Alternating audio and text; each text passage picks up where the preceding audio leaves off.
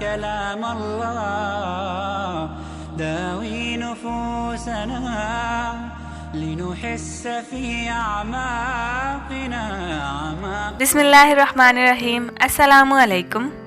जैसे कि हमने 8th क्लास बायोलॉजी के तमाम चैप्टर्स कंप्लीट कर लिए हैं, आज हम शुरू करने जा रहे हैं एक नई सीरीज़ 8th क्लास सोशल। इंशाअल्लाह इसके भी तमाम चैप्टर्स का हम मुताला करेंगे। तो फर्स्ट चैप्टर से इसकी शुरुआत करते हैं। जो सोशल है इसमें बहुत सारे पॉइंट्स होते हैं, तो पॉइंट वाइज लिखने से बेहतर है कि हम लोग जो टेक्स्ट बुक है या फिर जिसके पास टेक्स्ट बुक नहीं है वो PDF में अंडरलाइन कर लें और बार बार उसी को रिपीट करते जाएं। या फिर जो मैरिड लेडीज़ हैं वो लोग ईयरफोन्स लगाकर काम करने के दौरान इस वीडियो को, या फिर अगर वीडियो में भी समझ ना आए तो खुद की रिकॉर्डिंग कीजिए और ख़ुद की रिकॉर्डिंग करके आप जब काम करते हैं उस दौरान ईयरफोन्स का इस्तेमाल करते हैं उसको बार बार सुनते जाइए। इस तरह से आपका वक्त भी बचेगा और ज़्यादा से ज़्यादा आपको याद भी हो जाएगा। तो चलिए शुरू करते हैं। फर्स्ट चैप्टर का नाम है नक्शों का मुताला और तज्जिया। फर्स्ट पॉइंट देखिए, नक्शा तस्वीर की तरह हकीकी खुसूसियत नहीं बनाता है। क्या कहा जा रहा है यहाँ पर कि जो नक्शा है वो तस्वीर की तरह हकीकी खुसूसियत नहीं बनाता। मतलब जो तस्वीर है वो एग्जैक्टली उस तरह ही नज़र आती है जैसे कि वो शय है या फिर वो जगह है, लेकिन नक्शे में इस तरह नहीं होता। क्या कोई तस्वीर उस जगह में बोले जाने वाली ज़बान के बारे में बता सकती है? नहीं। वहाँ पर उगाए जाने वाली फसलों की पैदावार के बारे में बता सकती है? नहीं। वहाँ पर कितनी आबादी है, यानी कि जो मुकाम की तस्वीर ली गई है वहाँ पर कितनी आबादी है उसके बारे में नहीं बता सकती। वहाँ पर कितनी बारिश होती है उसके बारे में नहीं बता सकती। वहाँ पर मिट्टी के कितने अक़साम पाए जाते हैं उसके बारे में तस्वीर नुमाया तौर पर नहीं ज़ाहिर कर सकती, लेकिन नक्शे के अंदर इन तमाम बातों को बताया जा सकता है। जो नक्शे हैं उनका इस्तेमाल माहिरीन जोग्राफिया किसी मुकाम के उन खुसूसियात और मालूमात की निशानदही के लिए करते हैं जिन्हें हम अहम समझते हैं, जैसे कि बारिश की तकसीम, मिट्टी के अक़साम, आबादी, लोगों की ज़बान, फसलों की पैदावार, बाज़ार, स्कूल वगैरह। ये तमाम जो अहम चीज़ें हैं ये हमें तस्वीर से तो ज़ाहिर नहीं होती। ये किसके ज़रिए ज़ाहिर होती हैं? नक्शों के ज़रिए ज़ाहिर होती हैं। लेकिन एक नक्शा नवीस उन खुसूसियात का अहाता नहीं कर सकता जो तस्वीर में दिखाई देते हैं, जैसे कि मकानात हैं, सड़कें हैं, दरख्त वगैरह। नक्शे में जैसे क्या वैसे नज़र आ सकते क्या? नहीं। सिर्फ एक सिंपल ड्राइंग या फिर अलामत के तौर पर जाहिर किया जा सकता, लेकिन एग्जैक्ट जिस तरह के हैं उस तरह से नक्शे में नहीं जाहिर किया जा सकता। नक्शा दरअसल एक मॉडल होता है जो किसी जगह के मखसूस नुकात को ही बताता है। मुकाम पर पाई जाने वाली हर चीज़ ही बता दी जाएगी, तो उसमें इम्पोर्टेंस क्या रह जाएगी? जो चीज़ हमारे लिए इम्पोर्टेंट है वही चीज़ें हम नक्शे में ड्रॉ करते हैं और उसके मुताबिक हमको मालूमात हासिल होती है और हम उन मालूमात को इस्तेमाल करते हुए मुख्तलिफ काम अंजाम देते हैं। जिस तरह से नक्शे तस्वीर की खुसूसियत नहीं बता सकते, इसी तरह जो तस्वीर है वो भी नक्शों की खुसूसियत नहीं बता सकती। कोई तस्वीर किसी मुकाम की बारिश, दर्जे हरारत और ज़बान की निशानदही नहीं कर सकती, जैसा कि हमने पहले पढ़ा। ये तमाम बातें नक्शे में बताई जा सकती हैं। अब यहाँ से देखिए इम्पॉर्टेंट पॉइंट्स है। कदीम दौर के नक्शे। भारत में नक्शा नवेसी माक़बल तारीख़ी दौर से ही लोग कायनात के मज़ाहिर जैसे ज़मीन, दरिया, समंदर और आसमानों वगैरह पर गौर व फिक्र करते थे। अक्सर इन मुशाहदात को बसारती नक्शों की शक्ल में उतारा जाता था। क्या कहा जा रहा है यहाँ पर? जो भारत में नक्शा नवीसी है वो माक़बल तारीख़ी दौर यानी कि प्री हिस्टोरिक पीरियड से ही लोग कायनात, ज़मीन या फिर समंदर ये किस तरह से पाए जाते हैं इनके मुताबिक फ़िक्र किया करते थे, और ये जो भी मुशाहदात करते थे उनको एक नक्शों की शक्ल में वो उतारते भी थे। इम्पॉर्टेंट पॉइंट है, देखिए हमारे यहाँ भी जाओरा मध्य प्रदेश की माक़बल तारीख़ी दौर की तस्वीर मौजूद है जिसमें ज़मीन, खुश्की, पानी और आसमान को दिखाया गया है। कायनाती इंकशाफात का आगाज़ वेदों और पुराणों के दौर में ही हो चुका था। उस वक्त ये समझा जाता था कि ज़मीन 7 जज़ायर पर मुश्तमिल है जो 7 समंदरों से घिरी हुई है, जो कि तरतीबवार वाहिद मरकज़ी दायरे में मौजूद है, जिनके मरकज़ में माउंट मेरो मौजूद है। हिंदुस्तान, जिसे भारतवर्षा से मौसूम किया जाता था, इन जज़ायर में से एक पर मौजूद था जिसका नाम जम्बू द्वीपा था। वैदिक दौर और ख़ास तौर पर अहद वस्ता में माहिरीन तामीरात ने कुर्बानी गाहों और इमारतों की तफसीली नक्शे बनाए थे। देखिए यहाँ पर क्या कहा जा रहा है, जो हमारा हिंदुस्तान है यहाँ पर मध्य प्रदेश जाओरा में एक मुकाम है, वहाँ पर जो माक़बल तारीख़ी दौर के तस्वीर मौजूद हैं उसमें एक नक्शा भी है जिसमें ज़मीन, खुश्की, पानी और आसमान को दिखाया गया है। इससे क्या बात साबित हो रही है कि जो वेदों का, पुराणों का पीरियड था उसी दौर में जो नक्शा है उसके मुताल्लिक़ आगाही पाई जाती थी हमारे हिंदुस्तान में।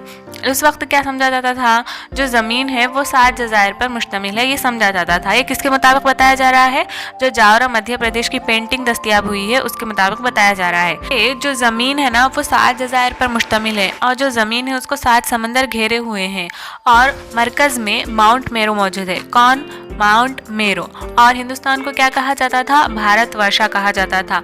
और जो हमारा हिंदुस्तान है वो भी इन 7 जज़ायर में से एक जज़ायर पर मौजूद है, उसका नाम है जम्बू द्वीपा। देखिए शक्ल नंबर 3 में दिया गया है जम्बू द्वीपा और भारत खंड और सका द्वीपा, यानी कि जो भी 7 जज़ायर थे वो जज़ायर के नाम दिए गए हैं और हमारा भारत कौन से जज़ायर पर था वो भी यहाँ पर मेंशन किया गया है, आप शक्ल में देख सकते हैं।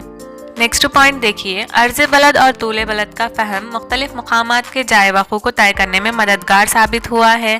हम ये देखते हैं कि आर्यभट्टा ने उन तसव्वुरात को 5वीं सदी में इस्तेमाल किया था, अगरचे कि नक्शा नवेसी में इनका इस्तेमाल वाज़े नहीं था। क्या कहा जा रहा है यहाँ पर, जो अर्ज़ बलद और तूल बलद है वो नक्शे बनाने में बहुत मददगार साबित होते हैं।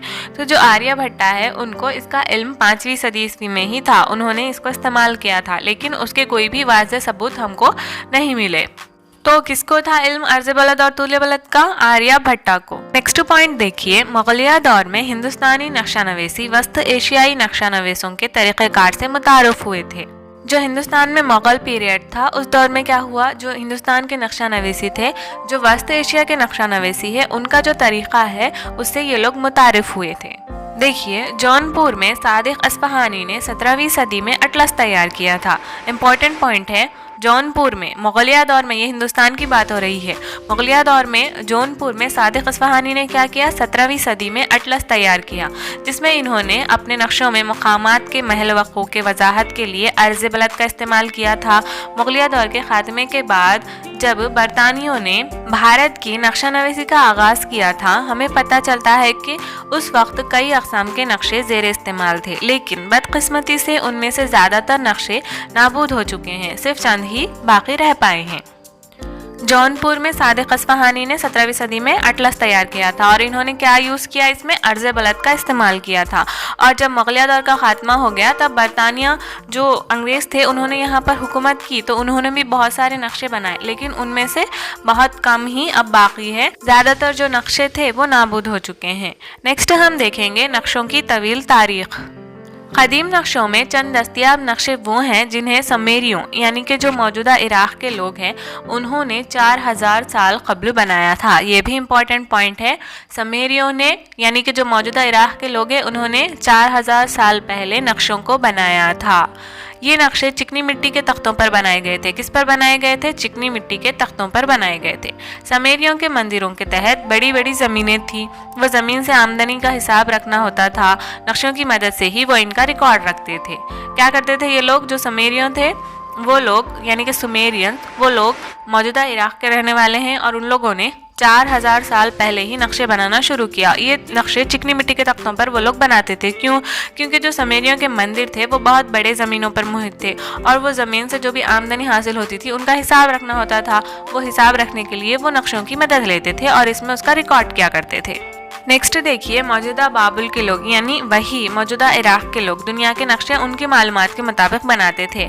और जो यहाँ पर पिक्चर नज़र आ रही है ये बाबुल के चिकनी मिट्टी का तख्ता है जो 2600 साल कब्ल बनाया गया था। और ये लोग क्या समझते थे? वो समझते थे कि दुनिया गोल तश्तरी की तरह है।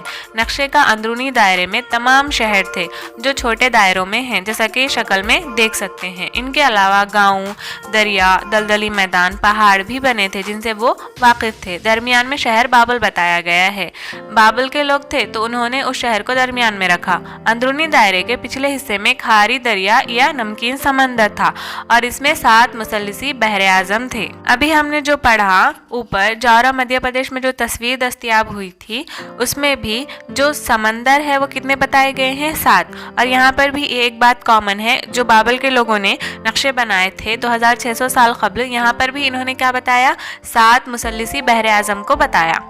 नेक्स्ट पॉइंट देखिए, इसी दौरान यूनान के माहिर जोग्राफिया जैसे एनाक्सिमेंडर और मिलेटस एक शख्स का नाम नहीं, ये एक प्लेस का नाम है जो कि अब तुर्की में है, और हेकाटियस और हेरोडोटस نے مشرق سے مغرب اور شمال سے جنوب کے مقام کو ترتیب دے کر دنیا کے نقشے بنائے تھے۔ ان کے خیالات میں بابل کے ماہرین جغرافیہ سے مماثلت رکھتے تھے۔ وہ بھی مانتے تھے کہ دنیا گول تشتری کی طرح ہے جو سمندروں سے گھری ہوئی ہے۔ فرسٹ کیا بتایا گیا؟ ہندوستان۔ نیکسٹ ہم نے کیا دیکھا؟ جو سمیریوں اور بابل کے لوگ ہیں انہوں نے نقشے بنائے۔ اب یہاں پر کیا بتایا جا رہا ہے؟ جو یونان ہے، یونان کے ماہرین جغرافیہ نے بھی نقشے بنائے۔ ان میں کون ہے فیمس؟ انیگزیمنڈر، ہیکاٹیس اور ہیروڈیٹس۔ تو ان لوگوں نے کیا کیا؟ جو مشرق اور مغرب اور شمال سے جنوب کے جو مقامات ہیں ان کو ترتیب دیا اور ترتیب دے کر دنیا کے نقشے بنائے۔ اور ان کے خیالات اور جو بابل کے لوگ ہیں ان کے خیالات، دونوں کے خیالات مماثلت رکھتے تھے، یعنی کہ دونوں مانتے تھے کہ دنیا تشتری کی طرح گول ہے اور سمندروں سے گھری ہوئی ہے۔ نیکسٹ پوائنٹ دیکھیے، یونان کو نقشے کے درمیان میں بتایا ہے۔ انہوں نے دنیا کو 3 بر اعظموں یورپ، لیبیا یعنی کہ افریقہ اور ایشیا میں تقسیم کیا ہے، جن کو بحر روم جدا کرتا ہے۔ جب بابل کے لوگوں نے نقشہ بنایا تھا تو انہوں نے کیا کیا؟ بابل کو درمیان میں رکھ لیا۔ یہاں پر یونان کے لوگوں نے نقشہ بنایا تو انہوں نے کیا کیا؟ یونان کو درمیان میں بتایا، اور انہوں نے کیا بتایا؟ دنیا کو 3 بر اعظموں میں تقسیم کیا، یورپ، لیبیا یعنی جو افریقہ ہے وہ، اور ایشیا۔ اور جو یہ بر اعظم ہے یورپ، لیبیا، افریقہ، ایشیا، ان کو کون جدا کرتا ہے؟ یعنی کہ ان کے بیچ میں کون سا اوشین ہے؟ بحر روم ان کو جدا کرتا ہے۔ نیکسٹ پوائنٹ دیکھیے، یونانیوں اور ان کے بعد رومیوں کو نقشے بنانے اور دور دراز کے مقامات جاننے میں بڑی دلچسپی تھی۔ وہ دنیا کو فتح کرنا چاہتے تھے، دور دور تک کالونیاں قائم کر کے تجارت کرنا چاہتے تھے۔ آپ نے یونان کے بادشاہ سکندر اعظم کا نام سنا ہوگا، وہ بھی دنیا کو فتح کرنا چاہتا تھا۔ اسی کوشش میں وہ 2300 سال قبل ہندوستان آیا تھا۔ رومی تاجر بھی پانی کے جہاز سے ہندوستانی ساحل پر آئے اور تجارتی مراکز قائم کیے۔ اس مرحلے پر ان کے لیے نقشے کارآمد اور ضروری تھے۔ کیا کہا جا رہا ہے یہاں پر؟ پہلے یونان والوں نے نقشے بنانے شروع کیے، پھر ان کے بعد جو رومی تھے ان لوگوں نے بھی نقشے بنانے شروع کیے، اور یہ لوگ کیا چاہتے تھے؟ دور دراز کے جو مقامات ہیں ان کو جاننے میں بڑی دلچسپی تھی۔ مختلف مقامات کا یہ سمندری دورہ کرتے تھے اور وہاں سے تجارت کرنا چاہتے تھے۔ اور آپ نے ایک فیمس بادشاہ کا نام سنا ہے جس کا نام ہے سکندر اعظم۔ یہ بادشاہ چاہتا تھا کہ وہ پوری دنیا کو فتح کرے، اور اسی کوشش میں وہ 2300 سال قبل ہندوستان بھی آیا تھا۔ اور جو رومی تاجر تھے وہ پانی کے جہاز سے ہندوستان آتے تھے اور تجارت بھی کرتے تھے۔ اور جو یہ تجارتی مراکز ہے، یعنی کہ اس وقت پلین وغیرہ تو نہیں ہوا کرتی تھی، لوگ کس طرح سفر کرتے تھے؟ سمندروں سے، اور اس سفر کے لیے نقشے بہت زیادہ کارآمد اور ضروری ہوا کرتے تھے۔ نیکسٹ پوائنٹ دیکھیے، یونانیوں نے طول بلد اور عرض بلد کی مدد سے درست نقشے بنانے کی کوشش کی۔ انہوں نے وہ مقامات تلاش کیے جہاں ایک وقت پر دوپہر تھی اور سب کو یکجا کیا، اور ایک خط شمال سے جنوب تک کھینچا جو میریڈین یا پھر خط دوپہر یا پھر طول بلد تھا۔ دیکھیے بہت امپورٹنٹ پوائنٹ ہے، کیا کہا جا رہا ہے یہاں پر؟ جو یونانی تھے ان لوگوں نے طول بلد اور عرض بلد کی مدد سے درست نقشے بنانے کی کوشش کی۔ تو انہوں نے کس طرح سے نقشے بنائے؟ انہوں نے کیا کیا؟ وہ مقامات تلاش کیے جہاں ایک وقت پر دوپہر تھی، یعنی کہ جہاں جہاں دوپہر ہے وہ مقامات کو انہوں نے یکجا کیا، یعنی کہ تلاش کیا، اور سب کو یکجا کرنے کے بعد شمال سے جنوب تک خط کھینچا، اور اس کو کہا گیا میریڈین یا پھر خط دوپہر یا پھر طول بلد۔ سوچئے یہ کتنا مشکل تھا۔ اسی طرح دوپہر میں ان مقامات کو جہاں مساوی لمبائی کے سائے ہیں یکجا کیا اور عرض بلد بنانے کی کوشش کی۔ طول بلد کس طرح سے بنایا؟ جہاں ایک وقت پر دوپہر تھی، اور عرض بلد کس طرح سے بنایا؟ جہاں ایک ساتھ سائے تھے۔ ان 2 خطوط کی مدد سے انہوں نے نقشے پر مقامات کے لیے جنگلہ بنایا۔ جنگلہ یعنی کہ گریڈ مطلب کیا؟ جب ہم کوئی بھی فوٹو کیپچر کرتے ہیں فون میں تو اس میں ایک آپشن ہوتا ہے گریڈ کا، اس میں اوپر سے نیچے اس طرح لکیریں آ جاتی ہے جالی کی طرح، سائڈ سے بھی اور اوپر سے بھی، تو وہ گریڈ کہلاتا ہے۔ تو اسی طرح سے عرض بلد اور طول بلد کو لے کے جنگلہ بنایا، یعنی کہ گریڈ بنایا۔ مشرق سے مغرب، شمال سے جنوب تک ان خطوط پر مقامات کا تعین کیا۔ ان خطوط کی تشکیل بہت مشکل تھی، اور آخر کار صحیح عرض بلد اور طول بلد بنانے کے لیے 2000 سال لگے۔ کتنے سال لگے؟ 2000 سال لگے۔ یہ 2 خطوط مقامات کی نشاندہی اور بحری سفر کرنے والوں کے لیے کارآمد ثابت ہوئے۔ نیکسٹ پوائنٹ دیکھیے، پٹولمی دنیا کے قدیم ماہر جغرافیہ گزرا ہے جس نے ان خطوط کو استعمال کرتے ہوئے تفصیلی نقشے بنائے جو کافی عرصے سے مفقود ہیں۔ جو عرض بلد اور طول بلد کے خطوط تھے ان کو استعمال کرتے ہوئے پٹولمی نے دنیا کے تفصیلی نقشے بنائے، اور یہ جو نقشے ہیں ان میں جو قریب قریب کے مقامات ہیں ان کی صحیح نشاندہی کی گئی ہے، لیکن جو دور کے مقامات ہیں وہاں کی صحیح نشاندہی ان نقشوں میں نہیں کی گئی ہے۔ جیسا کہ ایشیا کا نقشہ ہے، اس نقشے میں ہندوستان کو سری لنکا سے بھی چھوٹا بتایا گیا ہے۔ ہندوستان چھوٹا ہے کیا سری لنکا سے؟ نہیں، سری لنکا چھوٹا ہے ہندوستان سے۔ تو اس طرح کی غلطیاں ہوئی ہیں۔ نیکسٹ پوائنٹ دیکھیے، عرب اسکالرس اور ملا نقشہ نویسی کے لیے پٹولمی کی کتابیں استعمال کرتے تھے۔ عرب اسکالرس کیا کرتے تھے؟ جو ملا تھے وہ نقشہ نویسی کے لیے جو پٹولمی کی بکس ہے وہ یوز کرتے تھے۔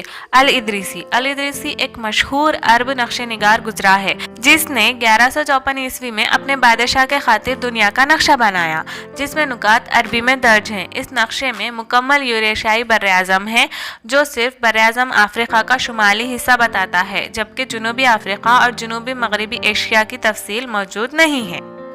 پہلے سومیرینز، پھر بیبلونینز، پھر یونان والے، پھر روم، پھر اس کے بعد میں عرب اسکالرز نے بھی نقشے بنانا شروع کیا، اور انہوں نے کس کے بکس یوز کیے؟ پٹولمی کی کتابیں یوز کی۔ تو جو عرب نقشہ نویسی تھے ان میں سب میں فیمس تھے الادریسی۔ انہوں نے 1154 میں اپنے بادشاہ کے خاطر نقشے بنائے۔ انہوں نے مکمل یوریشیائی براعظم مطلب یورپ اور ایشیا، دو براعظموں کو ملا کر نقشہ بنایا۔ لیکن جو یہ نقشہ ہے اس میں براعظم افریقہ کا شمالی حصہ بتایا جا رہا ہے، جو جنوبی افریقہ ہے وہ اس میں موجود نہیں ہے، اور جنوب مغربی جو ایشیا ہے اس کی بھی تفصیل اس میں موجود نہیں ہے۔ اس کے نقشے میں؟ الادریسی کے نقشے میں۔ نیکسٹ پوائنٹ دیکھیے، جو الادریسی کا نقشہ ہے اس میں ایک دلچسپ بات یہ ہے کہ انہوں نے جنوب کو اوپر، شمال کو نیچے بتایا، اور ایز یوزول نقشے کے درمیان میں عرب کے خطے کو بتایا۔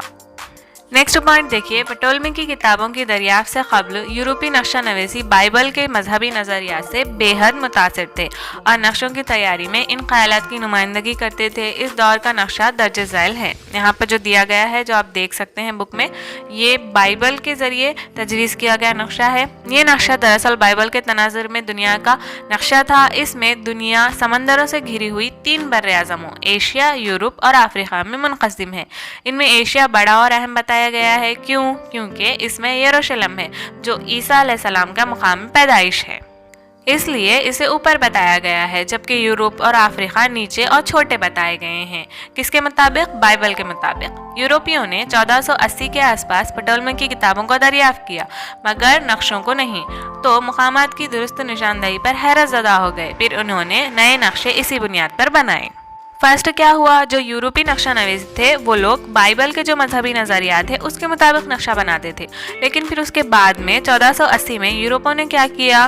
جو پٹولمی کی کتابیں ہیں اس کو دریافت کیا۔ اس میں نقشے تو نہیں تھے لیکن ان بکس میں مقامات کی نشاندہی تھی، اور وہ درست نشاندہی کو دیکھ کر وہ لوگ حیرت زدہ ہو گئے، اور ان کو استعمال کرتے ہوئے یورپیوں نے نئے نقشے اسی بنیاد پر بنائے۔ نیکسٹ پوائنٹ دیکھیے، 15ویں صدی میں پٹولمی نے غیر عرب دنیا اور بعض اہم مکاتب فکر میں نیا جوش پیدا کیا۔ نتیجے میں اطالوی، فرانسی، انگریزی اور جرمن مکاتب فکر پروان چڑھے۔ جب عربوں نے بحر روم سے ہندوستان کا بحری راستہ بند کر دیا تو مغربی یورپی تاجر، جن کا تعلق اسپین، پرتگال، ہالینڈ اور انگلستان وغیرہ سے تھا، ہندوستان کے دوسرے بحری راستے تلاش کرنے لگے۔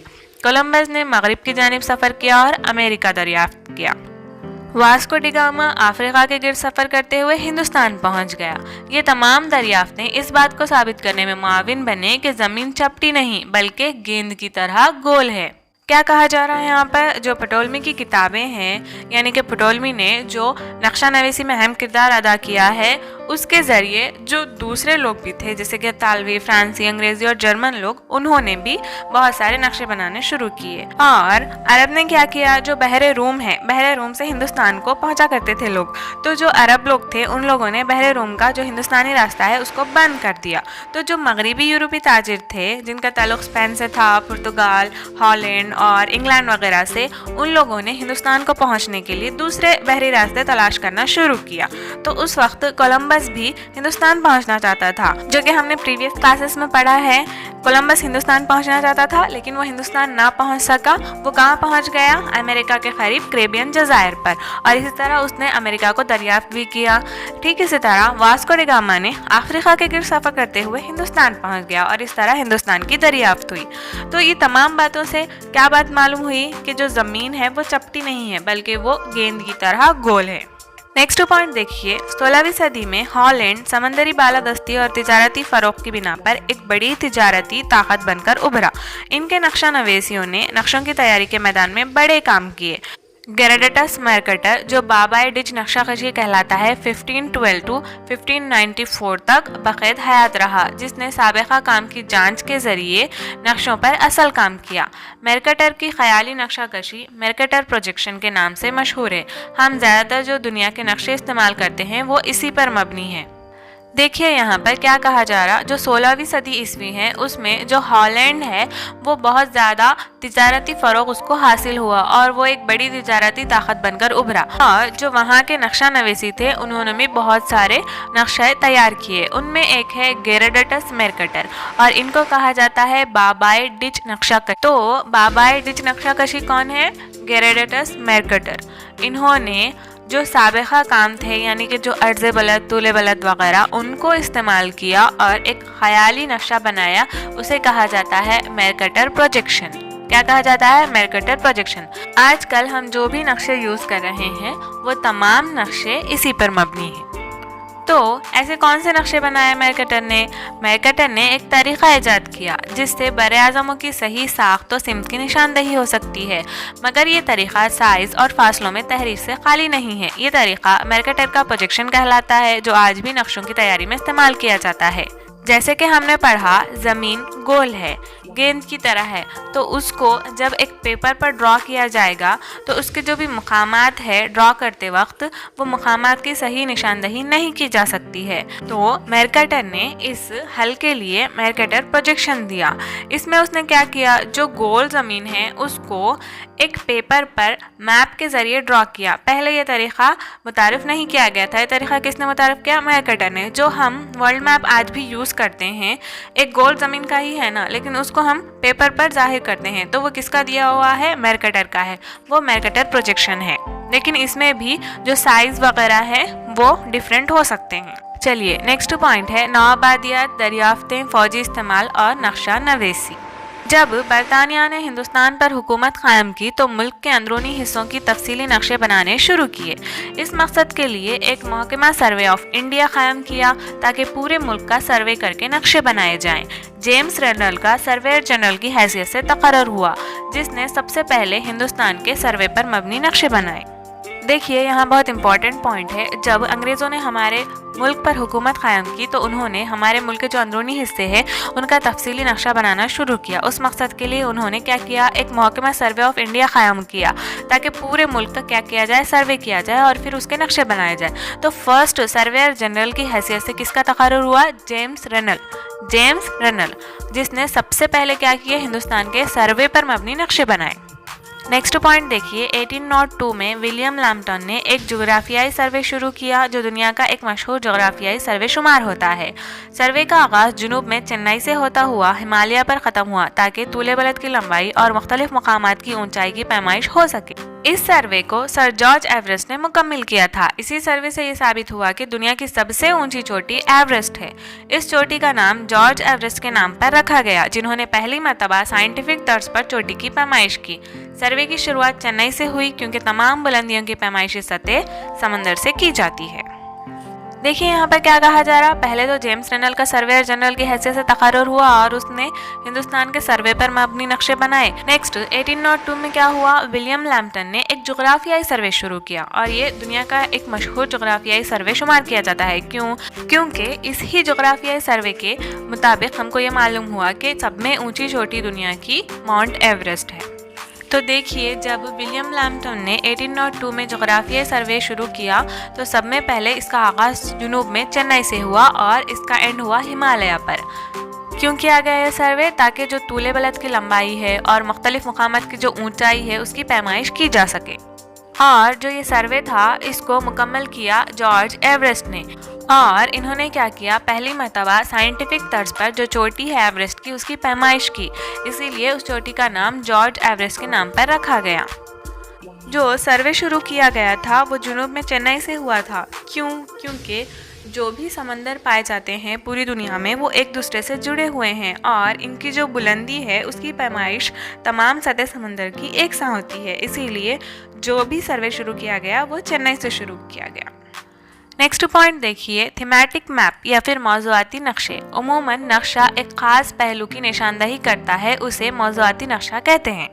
अगर कोई नक्शा किसी एक ख़ास मौजू के बारे में बताया गया हो तो उस नक्शे को कहेंगे थीमेटिक मैप या फिर मौज़ूआती नक्शा। मसलन मंडल, अजला, रियासतें, ममालिक, सदर मुकाम की मालूमात फ़राहम करने वाले सियासी नक्शे कहलाते हैं। पहाड़ों, सतह मरतफ़ात, दरियाओं वगैरह की निशानदही करने वाले तबाई नक्शे कहलाते हैं। ये तो हमको पता है। नेक्स्ट देखिए, अगर नक्शे में गहरा हरा रंग हो तो वो किसको जाहिर करता है? वो जंगल को जाहिर करता है। इसी तरह अगर हल्का हरा रंग हो तो घास के मैदान को जाहिर करता है। इस तरह पीला, अगर जोग्राफियाई खसूसियात के नक्शे अगर हम बता रहे हैं उसमें अगर पीला रंग हो तो वो फसल की कटाई के इलाके को जाहिर करता है। नेक्स्ट देखिए, गहरा खाकी रंग, ये पहाड़ को बताता है। हल्का खाकी रंग ये टेले। नेक्स्ट पीला यानी हल्का पीला सतह मरतफ़ा और दलदल के एरिया को बताता है। जो हल्का लाल रंग है वो बेकार ज़मीनों को बताता है। जो हल्का नीला रंग है वो तालाब, दरिया, नहरें वगैरह को बताता है। जो गहरा नीला है वो समंदर और बहरे आज़म को बताता है। जो सफ़ेद है वो मादनियात पाए जाने वाली ज़मीनों को बताता है। जो काला है वो सरहदों के लिए इस्तेमाल किया जाता है। इन कलर्स के अलावा हम साए या फिर शेड्स को भी यूज़ करते हैं कोई मखसूस मौजू बताने के लिए एक नक्शे के अंदर। नेक्स्ट देखिए, आबादी का नक्शा या फिर कसाफत आबादी। जो आबादी है उसको साया या फिर शेडिंग के जरिए नक्शे में जाहिर किया जा सकता है, उसी को कहेंगे नक्शा कसाफत आबादी। तो इसमें क्या किया जाता है? पहले एक मुकाम पर रहने वाली जो जुमला आबादी है उसको शुमार किया जाता है। फिर जो मुकाम है उसके रकबे की पैमाइश की जाती है और आबादी को जो रकबा है उससे तकसीम किया जाता है। उसके बाद में हमको हासिल होगा कसाफत आबादी, यानी कि कितने एरिया में कितनी ज़्यादा आबादी पाई जाती है। तो हम देखेंगे 2011 के मरदमशुमारी के मुताबिक कसाफत आबादी। फर्स्ट देखिए, आंध्र प्रदेश। आंध्र प्रदेश की कसाफत आबादी है 309। अरुणाचल प्रदेश 7, आसाम 397, बिहार 1102, चंडीगढ़ 189, गोवा 394, गुजरात 308, हरियाणा 573, हिमाचल प्रदेश 123, जम्मू कश्मीर 56, झारखंड 414, कर्नाटक 319, केरला 859, मध्य प्रदेश 236, महाराष्ट्र 365, मणिपुर 122, मेघालय 132, मिजोरम 52, नागालैंड 119 और 119, उड़ीसा 269, पंजाब 550, राजस्थान 201, सिक्किम 86, तमिलनाडु 555, तेलंगाना 307, त्रिपुरा 350, उत्तराखंड 189, उत्तर प्रदेश 820, वेस्ट बंगाल 1030। इसमें हमको याद रखना होगा सब में ज़्यादा कहाँ है कसाफत आबादी? बिहार में 1102 और सब में कम कहाँ पर है? अरुणाचल प्रदेश सिर्फ 17 और तेलंगाना की कसाफत आबादी याद रखनी होगी 307 और साथ ही साथ हमारे पड़ोसी रियासत आंध्र प्रदेश की 309। नेक्स्ट पॉइंट देखिए, नक्शों के रिवायती अलामत। हिंदुस्तान में उमूमन सर्वे ऑफ इंडिया की रिवायती अलामतें इस्तेमाल की जाती हैं। जो भी नक्शों में अलामतें यूज़ होती हैं वो किसकी होती हैं? उमूमन सर्वे ऑफ इंडिया की अलामतें ही इस्तेमाल की जाती हैं।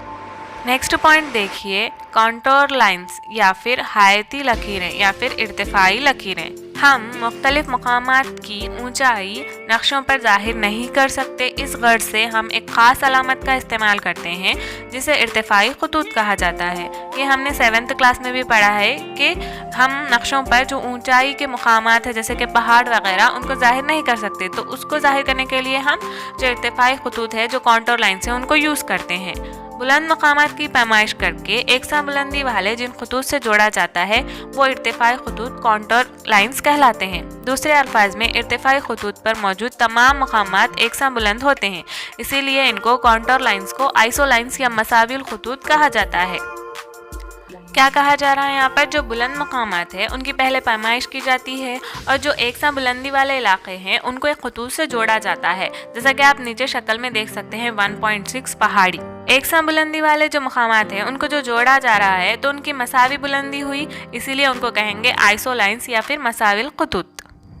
नेक्स्ट पॉइंट देखिए, कॉन्टोर लाइंस आमतौर पर बुलंदी के मुकर्ररा वक्फों जैसे 20 मीटर, 50 मीटर या 100 मीटर के लिए खींचे जाते हैं। खतूत के एकसा वक्फे का नक्शे में एहतमाम किया जाता है। इर्तिफाई खतूत कॉन्टोर लाइन ज़मीन के ढलान और सतह समंदर से बुलंदी को जाहिर करती है। जहाँ खतूत खाके अलहदा हों, दूर दूर हों तो समझो कि ढलान मुतदिल है। यही खतूत करीब करीब हों तो ढलान गहरा है। खतूत एकसा फासले पर हो तो ढलान भी एकसा है। यहाँ पे क्या कहा जा रहा है, 1.8 और 1.9 दो शक्लें देखिए। जो 1.8 है इसमें जो खतूत हैं वो दूर दूर हैं, नज़र आ रहे हैं ना, जो वो ख़त है वो दूर दूर है। तो मतलब क्या है, वो जो ढलान है वो कम है, यानी कि जेंटल स्लोप है। और यहाँ पर देखिए जो खतूत हैं वो एकदम करीब करीब हैं। मतलब इससे हमें ये बात जाहिर हो रही है कि जो ढलान है वो बहुत ही गहरा है। जब इर्तिफाई खतूत दूर दूर होंगे तो वो ढलान क्या होगा, मुतदिल होगा। जब इर्तिफाई खतूत बहुत ज़्यादा करीब होंगे तो वो ढलान बहुत ही गहरा होगा। और अगर दूर या करीब नहीं बल्कि मसावी फासले पर हो तो ढलान भी मुतदिल होगा, जैसे कि प्लेट्यू यानी कि सतह मुर्तफा में होता है, बहुत ज़्यादा शदीद ढलान नहीं होता। नेक्स्ट हम देखेंगे अटलस। जो मुख्तलिफ मौज़ूआत पर तरतीब दिए जाने वाले नक्शे हैं उनको जो मजमुआ किया जाता है उसको कहा जाता है अटलस। नेक्स्ट पॉइंट देखिए, एरियल तस्वीर कशी या फिर एरियल फोटोग्राफी। एरियल फोटोग्राफी एक ऐसी टेक्निक है जिसमें ऊंचे मुकाम से हवाई जहाज़ या फिर हेलीकॉप्टर या फिर गर्म हवाई गुब्बारे वगैरह के ज़रिए ज़मीन की तस्वीर ली जाती हैं। क्या किया जा रहा है यहाँ पर, ऊपर हेलीकॉप्टर या फिर कोई भी दूसरे हवाई जहाज़ वगैरह से फ़ोटो लिया जा रहा और उसी को कहेंगे एरियल फोटोग्राफी। लेकिन ये बात याद रखना ज़रूरी है कि जो एरियल फोटोग्राफी है वो नक्शे नहीं होते। नेक्स्ट पॉइंट देखिए, सैटेलाइट तस्वीर, सैटेलाइट इमेजरी।